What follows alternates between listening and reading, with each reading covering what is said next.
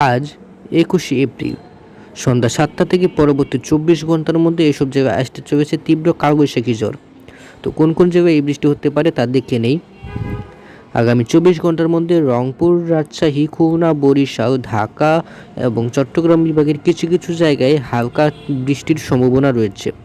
ময়মনসিংহ বিভাগ এবং সিলেট বিভাগে কিছু কিছু জায়গায় ভারী বৃষ্টি, বিশেষ করে মদন, নেত্রকোনা, সিলেট, মৌলভীবাজার, বালুরেখা, চরখাই, বাবাগঞ্জ এসব জায়গায় কিছুটা ভারী বৃষ্টি হয়ে যেতে পারে আগামী 24 ঘন্টার মধ্যে। বাকি ময়মনসিংহ এবং সিলেট বিভাগে বিক্ষিপ্তভাবে হালকা বৃষ্টির সম্ভাবনা রয়েছে। দক্ষিণবঙ্গে সেভাবে কোনো উল্লেখযোগ্যভাবে বৃষ্টির সম্ভাবনা নেই, কিন্তু বিক্ষিপ্তভাবে দু এক জায়গায় হালকা বৃষ্টি হয়ে যেতে পারে। উত্তরবঙ্গে বিক্ষিপ্তভাবে হালকা থেকে মাঝারি বৃষ্টির সম্ভাবনা।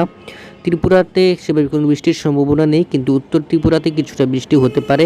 আসামের শিলচর কিছুটা ভারী বৃষ্টি হতে পারে এবং বাকি আসামে বিক্ষিপ্তভাবে হালকা থেকে মাঝারি বৃষ্টির সম্ভাবনা রয়েছে। তো এখানে বিদায় নিচ্ছি। পরবর্তী আপডেটের জন্য চ্যানেলটিকে সাবস্ক্রাইব করে রাখুন। ধন্যবাদ।